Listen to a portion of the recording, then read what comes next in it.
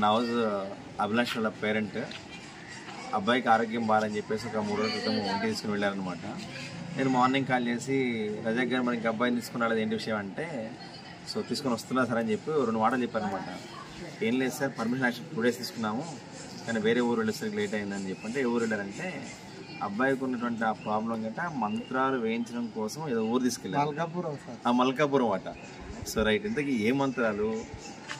గుళ్ళు అయ్యగారు మంత్రాలేనా అయ్యి, లేకపోతే చర్చిలో ఫాదర్ మంత్రాలా, లేదంటే కనుక విషపూరితమైన పాములు కలిసిన, తేళ్లు కుట్టిన, సింహాలు లాంటివి ఇవి కలిసిన ఆయన మంత్రం వేస్తాడు. దాదాపు రోజుకి ఆయన దగ్గరికి 30-40 మంది వస్తారు.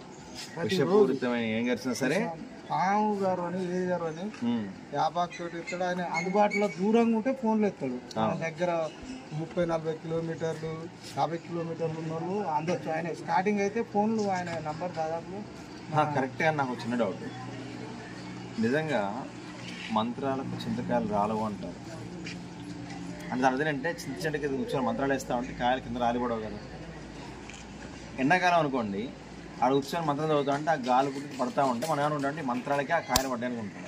కానీ వాస్తవంగా గాలికి పడతాయి తప్ప మంత్రాలకి పడవు. ఇప్పుడు పాము కడితే ఇంజక్షన్ ఉన్నట్టు ఆయన దగ్గర ఖచ్చితంగా తక్కువైన వాళ్ళు ఉన్నారు. నేను కూడా మీరు అన్నట్టు నాకు గడ్డి దగ్గర నొక్కుతాను సార్, మా లేబరే నేను చూస్తాండే కలిసి పాము తక్షణ ఆయన ఫోన్ చేస్తే ఆయన మంత్రం వేసిండు. మనం చనిపోతే ఏమన్నా ప్రాబ్లం అవుతుందని ఆయన మంత్రం వేసిండు. ఆల్రెడీ నేను అక్కడ మల్కాపురం కూడా తీసుకుపోయినా. దీన్ని నేనేమంటానంటే, మొత్తము ప్రపంచంలో కొన్ని వేల రకాల పాము జాతులు ఉన్నాయి, కానీ వాటిల్లో 5 రకాలు మాత్రమే పాయిజనస్ స్నేక్స్ అంటే విషపూరితమైనవి ఉన్నాయి.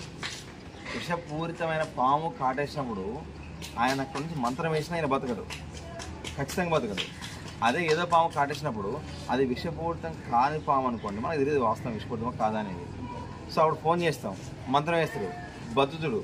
మనం అనుకుంటాం అంటే ఆయన మంత్రం పెట్ట బతికిండు అనుకుంటాం, కానీ వాస్తవంగా ఏంటిది ఆ పాము విషపూరితమైనది కాదు అన్నమాట. సో ఇట్లాంటివి చాలా ఉంటాయి. సో నేనైతే వ్యక్తిగతంగా మాత్రం భయము ఒకటేమో నమ్మకం, ఓకేనా.